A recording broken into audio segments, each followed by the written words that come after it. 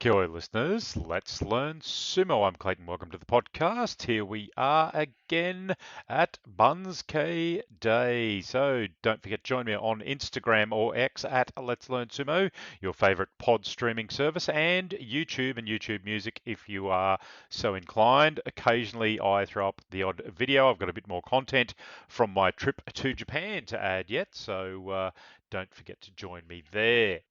So it is November Banzuke Day. The long wait is over. First order of business. We know September Basho winner Onosato has been promoted to Ozeki, taking Ozeki 2 West position behind Kurozakura and Hoshoryu, who both sit in Ozeki 1 East and Ozeki 1 West respectively.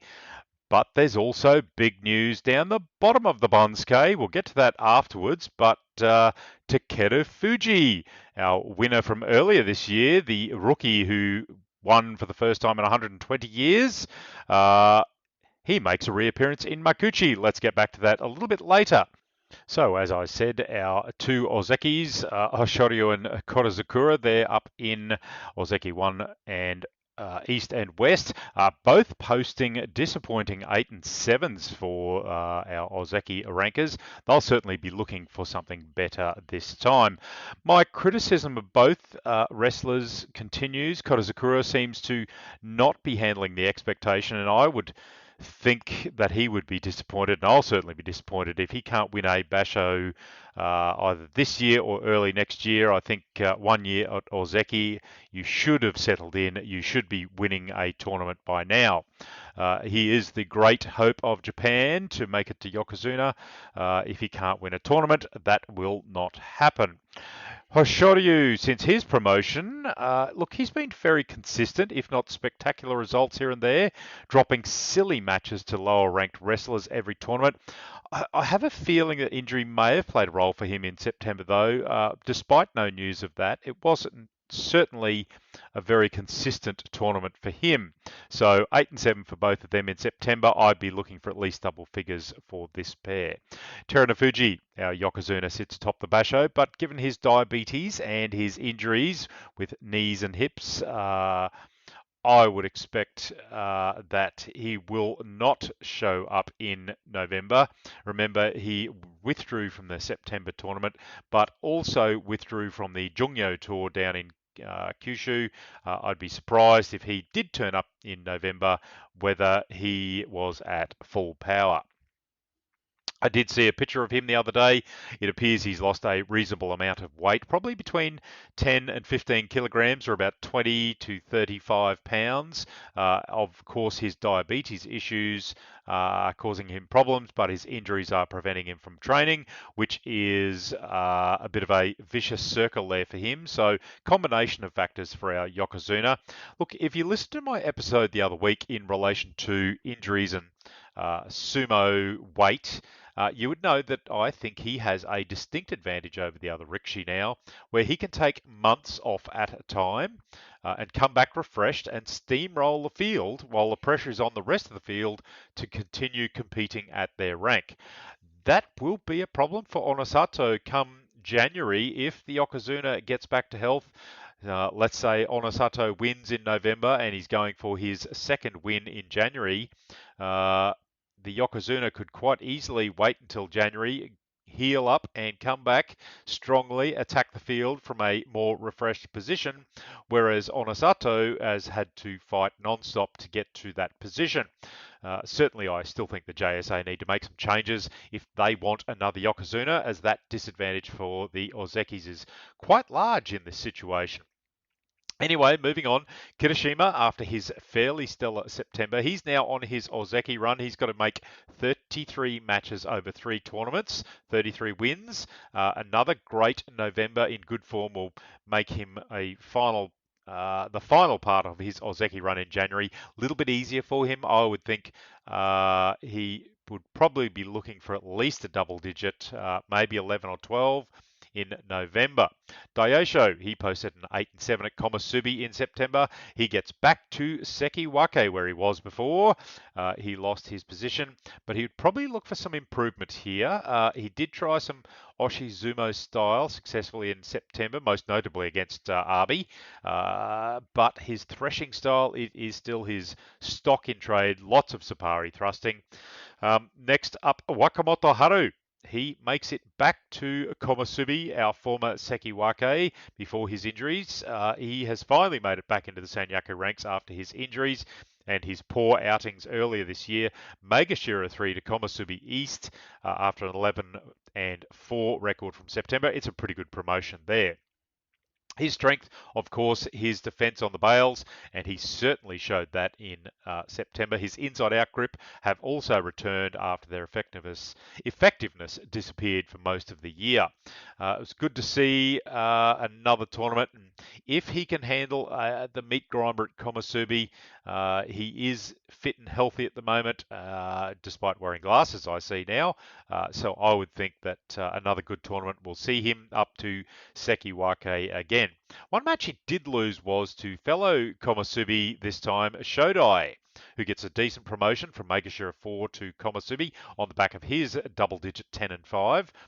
Look, there was an argument there for Oho or even Wakataka Kage to take that second Komusubi spot. It's a bit of an each-way bet, that one. Shodai was in front. He gets it with the 10-5. What is scary for Shodai is that he had a little mid-tournament slump in September. He lost 4 in a row, and they were all to the Sanyaku, Daisho, Onosato, Hoshoryu, and Korozukura. Otherwise, a fairly strong sumo by Shodai in a few of his matches. That was a pretty good sign.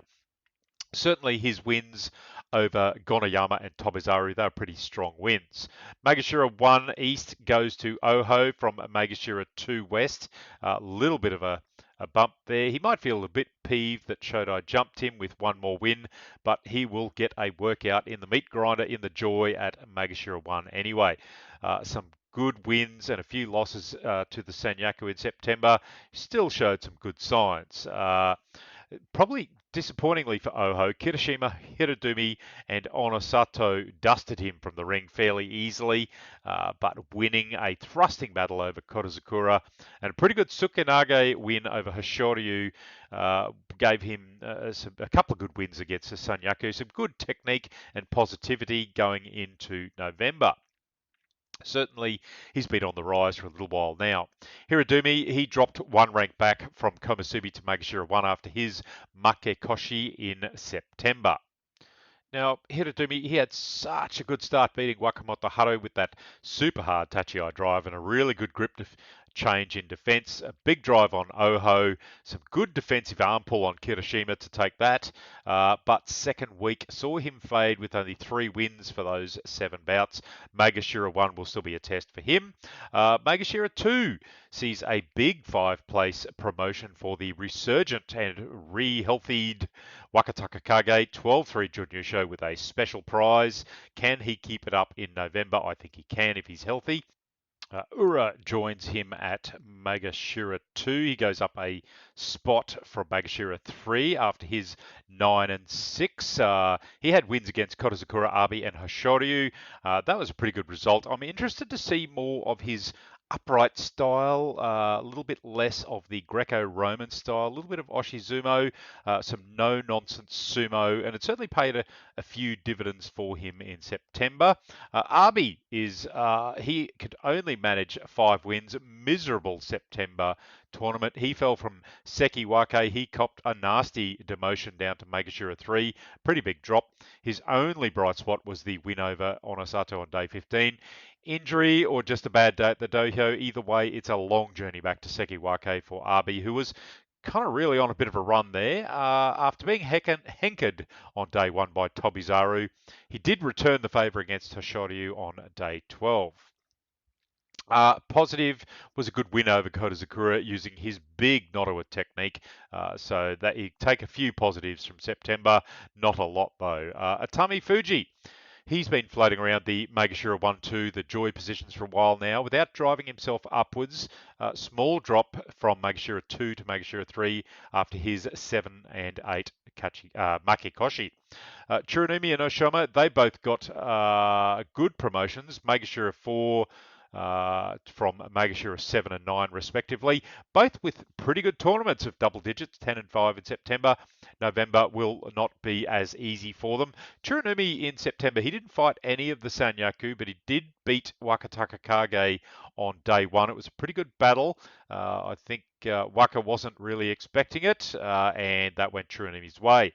Oshima, he also hasn't faced much of the Sanyaku yet and also lost to Wakataka Kage in September. I would think that Chiranumi is likely to come out better out of the November tournament, just as I think he's a little bit more rounded in his techniques. Oshima will do fine, but he does rely on a few defensive, I wouldn't say tricks, but techniques at times. After a difficult 5 and 10 September Tobizaru, he took a bit of a beating, down 4 ranks from Magashira 1 down to Magashira 5.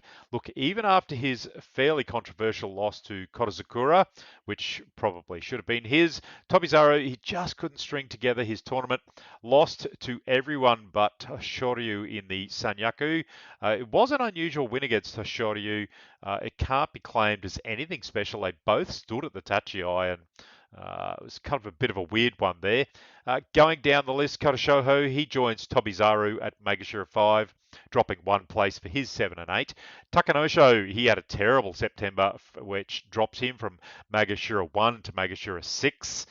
He joins an improved Nishikigi, who's finally found a bit of form. He's up from Magashira 13 after his Yusho threatening 11 wins. Probably a little bit unlucky there. Endo's 8 and 7 gets him up 1 to Magashira 7 with Mitakayumi, who got a bit of a demotion from Magashira 3, so he's down 4 spots.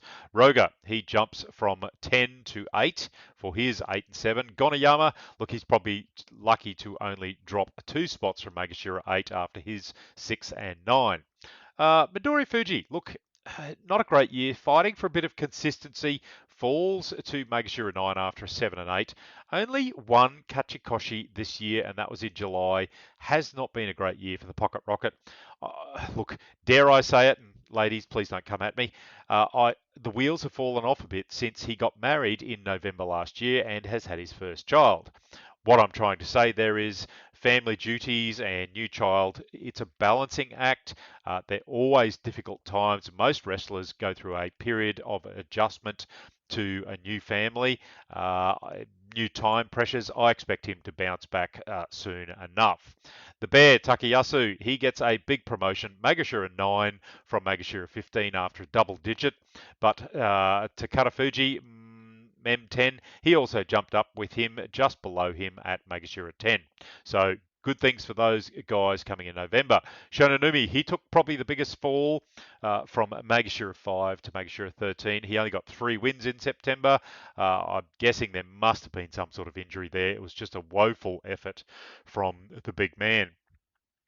Big news, not just the up and downs, as I said, but who has rejoined the top division in Makuuchi. Our March Yusho winner, Takeda Fuji, first Makuuchi rookie to win in 120 years. He rejoins the top division after steamrolling Juryo in September for the Yusho win. Look, he appears to be back in top form, very much rolled most of the team in second division. His ankle, luckily, appears to be pretty much back to normal. He will, being down at Magashira 16, he will have an easier time of the bouts, at least until the second week. So if he makes it through to day 8 with very few losses, which I would expect, a jump on the Torakumi fight list to see him pitted against the Sanyaku very quickly in the second week. But at Magashira 16, he's got a pretty massive chance to get a good head start on the upper group going into the second week. So he'll mostly face the guys from Juryo who have just been re-promoted or promoted newly, and the struggling Magashira Rikishi for the first week. So where do we see it going? Well, look, I think he'll have a pretty good first week. Now, in that little group there that have been promoted, there's a few other guys that have come back up. Chiyoshima, he's back up into Makuuchi. Nishiki Fuji holds his spot on a Kachikoshi Onakatsu, he holds his spot. Toki Hayate makes a reappearance. Shishi, our Ukrainian, he's been kind of climbing since about 2020. Had a pretty good run through, a couple little blips, but he has come through Juryo fairly quickly. He's at Magashira 16. Asakoryu, he is up into Makuchi, I think, for the first time. On the back of an 11-4 in Juryo. Look, fairly, I wouldn't say impressive record in Juryo. He's been there since late 2023. I think this is going to be a bit of a challenge for him coming into this. Bushazan, he got a bit of a drop. He's probably a little bit lucky to drop to Magashira 17. This will be a chance for him. So, as I said, where do we see this tournament going? Well, look, I doubt Onosato can maintain his excellent form as he has had to face some fairly extensive media duties related to his Ozeki promotion, but he also pulled out of the regional Jungyo tour with a fairly nasty respiratory viral infection. It has laid him out for probably 2 or 3 weeks now. I do not expect him to be in peak form, but he should be able to get Kachikoshi. Depends how he recovers from that. He's still got another 2 weeks to get back into form and moving again. Wakataka Kage, he will be hot and dangerous without the Yokozuna or even with the Yokozuna. Do I see any of the Sanyaku being capable? Look, I'd likely put money on Kirishima, Wakataka Kage, maybe an outside bet on Takeru Fuji, who's just returned. But look, it's an open race at this point. Whilst we saw Onosato steamroll everybody, I don't think he's going to be in the greatest form coming into this tournament. Kirishima, he's hungry. He wants back to Ozeki. Wakataka Kage, dangerous, hot form.